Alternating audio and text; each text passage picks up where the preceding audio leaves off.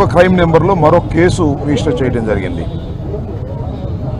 ఈ 2 కేసుల్లోనూ మాకు నోటీసులు ఇచ్చినందువల్ల ఈరోజు రూరల్ పోలీస్ స్టేషన్కు హాజరై వారు అడిగినటువంటి ప్రశ్నలకు సమాధానం చెప్పి ఎంక్వైరీలో పాల్గొనడం జరిగింది. అలాగే రజనీ గారు కూడా మరొక కేసులో మళ్ళీ అర్బన్ పోలీస్ స్టేషన్కి వెళ్ళవలసిన అవసరం ఉంది. అర్బన్ పోలీస్ స్టేషన్లో కూడా మా మీద కేసు పెట్టేటప్పుడు మేము వచ్చి విచారణలో హాజరై వెళ్ళటం జరిగింది. ఈరోజు ఆయన అంతకుముందు రాలేదు కాబట్టి ఈరోజు అక్కడ కూడా హాజరైన తర్వాత వెళ్ళటం జరుగుతూ ఉంది. మీ అందరికీ తెలుసు, మేమిద్దరం కూడా జగన్మోహన్ రెడ్డి గారి క్యాబినెట్లో మంత్రులుగా చేసినటువంటి వ్యక్తులం. మా మీద కేసులు పెట్టి ఇలా పోలీస్ స్టేషన్కి తిప్పేటటువంటి కార్యక్రమాన్ని నారా చంద్రబాబు నాయుడు గారు, లోకేష్ గారు, కూటమి ప్రభుత్వం పనిగట్టుకు చేస్తున్నది. నేను ఒక ప్రధానమైనటువంటి అంశాన్ని ఇక్కడ మీకు గుర్తు చేస్తాను.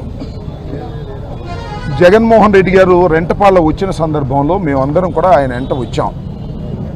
రెంటపాళ్లే కాదు, జగన్మోహన్ రెడ్డి గారు ఎప్పుడు ఏ పర్యటనకు వెళ్ళినా వారి వెంట మేము వెళుతూ వస్తూ ఉన్నాం.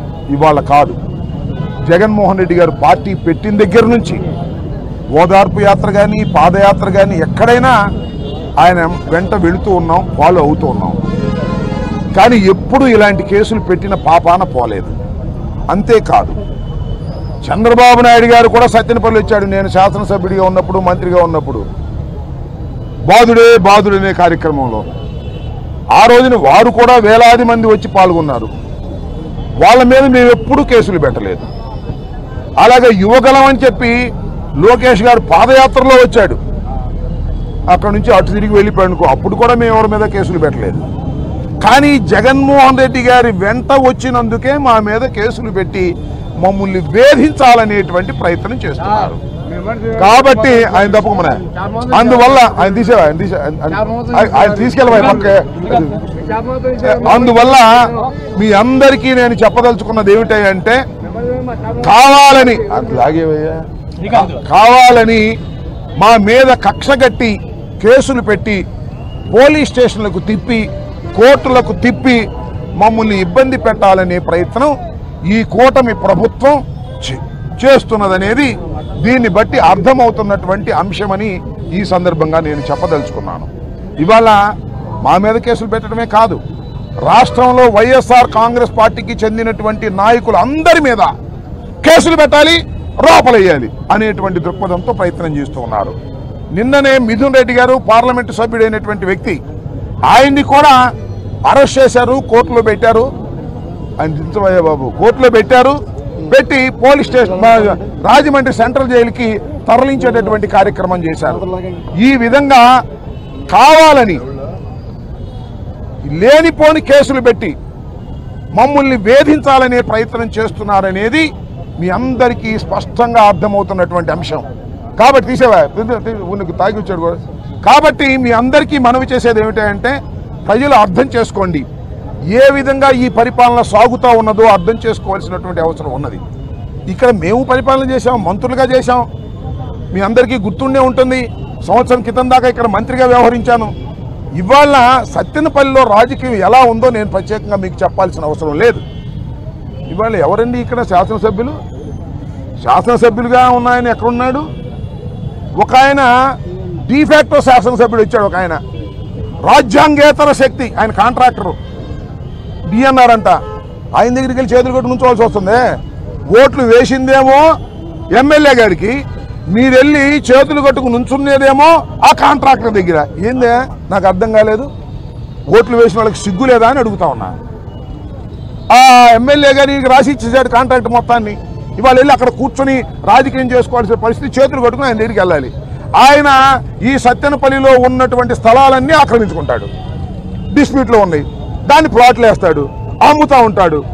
ఈ విధమైనటువంటి కార్యక్రమాలు ఇక్కడ జరుగుతూ ఉన్నాయి. లిక్కర్ స్కామ్ అంటున్నారు కదా. నేను ఒకటి మనవి చేస్తున్నా, ఇవాళ ఈ నియోజకవర్గంలో ఈ హెడ్ క్వార్టర్లో 4 బార్లు ఉన్నాయి. అవునా? 4 బార్లు ఉన్నాయి. అవన్నీ కూడా వైఎస్ఆర్ కాంగ్రెస్ పార్టీలో ఆ బార్లు బిడ్లో వేసి తీసుకున్నారు. ఇవాళ ఓనర్లు ఉన్నారండి ఆ బార్లో. 3 దానిలో ఓనర్లు లేరు. డిఎన్ఆర్ గారు ఎవరు చేస్తే వాళ్ళు పెట్టారు, ఓనర్లు సరిమేశారు. ఇంతకన్నా దారుణం ఏం కావాలి? అసలు నేను మనవి చేస్తున్నా, అసలు వైఎస్ఆర్ కాంగ్రెస్ పార్టీ అధికారంలో ఉన్నప్పుడు, మేము మంత్రులుగా ఉన్నప్పుడు బెల్ట్ షాపులు ఉన్నాయా అని అడుగుతా ఉన్నా. ఎక్కడన్నా బెల్ట్ షాప్ ఉండి పట్టుకుంటే నేను ఫోన్ కూడా చేసేవాడిని కాదు. ఇవాళ ఎక్కడ పెడితే అక్కడ బెల్ట్ షాపులు కదండి. ఏమిటండి ఈ దారుణం? ఈ లిక్కర్ స్కామ్ ఎవరు చేస్తున్నారండి? చంద్రబాబు చేస్తున్నాడు, ఇక డిఎన్ఆర్ చేస్తున్నాడు, అక్కడ లోకేష్ చేస్తున్నాడు, మంత్రులంతా కూడా చేస్తున్నారు. ఇవాళ లిక్కర్ స్కాములన్నీ కూడా డబ్బులు వసూలు చేసుకునే కార్యక్రమం. జగన్మోహన్ రెడ్డి గారి మీద, వైఎస్ఆర్ కాంగ్రెస్ పార్టీ మీద కేసులు పెట్టి వేధించాలి, లోపలేయాలి. మేము జడుస్తామా? ఎన్ని చూసి వచ్చాము ఇవాళ? ఇన్ని చూసి రాజకీయాల్లోకి వచ్చామని మనం చేస్తున్నా. దేనికి భయపడే ప్రశ్న లేదు. కాకపోతే మాకు కొద్దిగా బిడియం వేస్తుంది.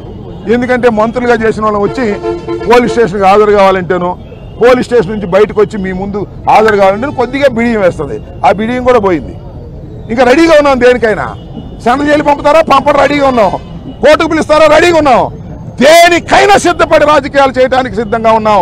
ఈ చంద్రబాబు నాయుడు గారి కూటమి ప్రభుత్వం చేస్తున్నటువంటి దౌర్జన్యాలని, అన్యాయాలని ఎదుర్కోవడానికి సిద్ధంగా ఉన్నాం ఈ 4 సంవత్సరాల పాటు కూడా అని మనవి చేస్తున్నాం. ఏంటండి అన్యాయం? నాకు అర్థం కాలేదు. పోలీస్ వ్యవస్థ ఉంది ఎందుకండి? మా మీద కేసులు పెట్టడానికా?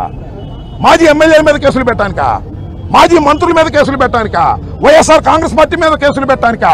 పెట్టండి అయ్యా. దోపిడీదారుల మీద పెట్టండి, రౌడీల మీద పెట్టండి, దొంగల మీద పెట్టండి, సంఘ విద్రోహ శక్తుల మీద పెట్టండి. మేము సంఘ విద్రోహ శక్తులు